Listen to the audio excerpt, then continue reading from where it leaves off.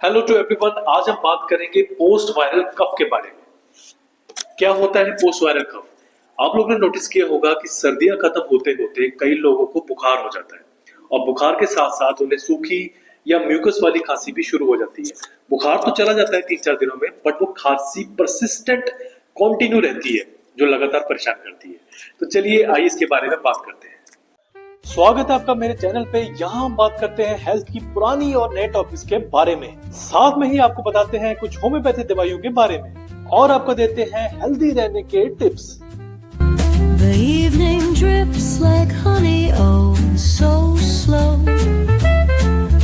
A saxophone whispers where shadows go.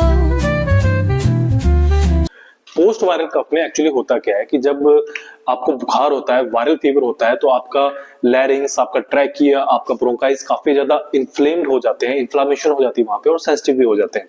दवाई खाने से क्या होता है कि बुखार तो चला गया लेकिन आपको खांसी दे जाता है। उसी इन्फ्लामेशन की वजह से आपको आपके जो रेस्पिरेटरी ऑर्गन्स है वो काफी ज्यादा सेंसिटिव हो जाते हैं, जिसकी वजह से काफी लंबे समय तक सूखी या बलगम रेशे वाली खांसी भी रहती है।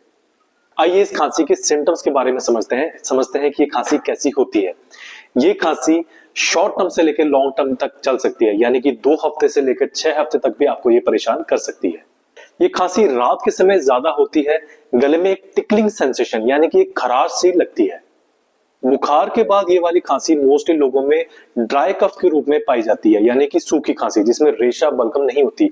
पर कुछ लोगों में चेस्ट कंजेशन हो जाता है और रेशा और बलगम भी बननी शुरू हो जाती है। बात कर लेते हैं कि होम्योपैथी का पोस्ट वायरल कफ में क्या रोल है। होम्योपैथी का पोस्ट वायरल कफ में इस केसेस में बहुत ही इफेक्टिव रोल है, क्योंकि ये सिर्फ खांसी को दबाती नहीं है, ये इन्फ्लेमेशन को कम करती है, सेंसिटिव एरियाज को हील करती है। आइए बात करते हैं पहली होम्योपैथी रेमेडी के बारे में, दैट इज रूमेक्स। रूमेक्स आपको कब लेनी है? अगर आपको ठंडी हवा लगते ही, घर से बाहर निकलते ही खांसी शुरू हो जाती है और रात को खांसी बहुत ज्यादा होती है, तो ऐसे में आप रूमेक्स 30 की 4 ड्रॉप्स दिन में 3 बार ले सकते हैं। बात करते हैं सेकंड रेमेडी के बारे में, दैट इज ड्रोसेरा। अगर आपको कंटिन्यू खांसी है, लगातार खांसी हो रही है, सूखी है या रेशे वाली है, साथ में आपको रात में ये प्रॉब्लम बहुत ज्यादा हो जाती है, तो ऐसे में ड्रोसेरा 30 की 4 बूंदें दिन में 3 बार आप यूज कर सकते हैं। सूखी खांसी है, गले में इरिटेशन की वजह से खांसी और ज्यादा बढ़ जाती है, रात में लेटने के बाद ये खांसी बहुत ज्यादा हो जाती है कि आपको उठ के बैठने पे मजबूर कर देती है। साथ ही साथ में खाना खाने से या पानी पीने से ये खांसी बढ़ जाती है। बाहर से आप जब घर में आते हैं, गर्म रूम में आते हैं, तब भी खांसी बढ़ जाती है, तो ऐसे में आप यूज कर सकते हैं ब्राइनिया 30। ब्राइनिया 30 की 4 बूंदें दिन में 2 बार। खांसी के साथ गाढ़ा हरे रंग का बलगम बनता है, रेशा बनता है और इवनिंग टाइम पे, रात के टाइम पे खांसी, सूखी खांसी ज्यादा होती है, तो ऐसे में आप पल्सटीला 30 4 बूंदें दिन में 2 बार यूज कर सकते हैं। खांसते खांसते गला बैठ गया है या आवाज बंद हो गई है या बोलने से, हंसने से खांसी बार बार बढ़ जाती है, तो ऐसे में आप यूज कर सकते हैं हिपरसल्फ 30। हिपरसल्फ 30 की 4 बूंदें दिन में 2 बार गर्म पानी के साथ लेने से आपको मिलेगा काफी अच्छा आराम।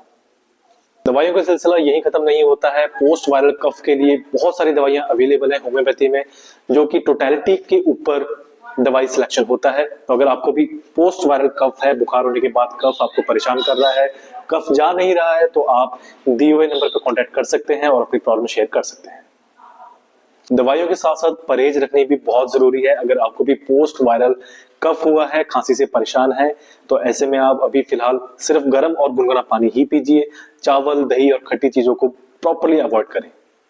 तो ये थी डॉक्टर परम की बातें। ऐसी ही और इंफॉर्मेटिव वीडियोस के लिए आप चैनल को सब्सक्राइब करें और वीडियो अगर आपको अच्छी लगी हो तो लाइक और शेयर करना ना भूलें। Keep supporting, keep smiling. मिलते हैं नेक्स्ट वीडियो में।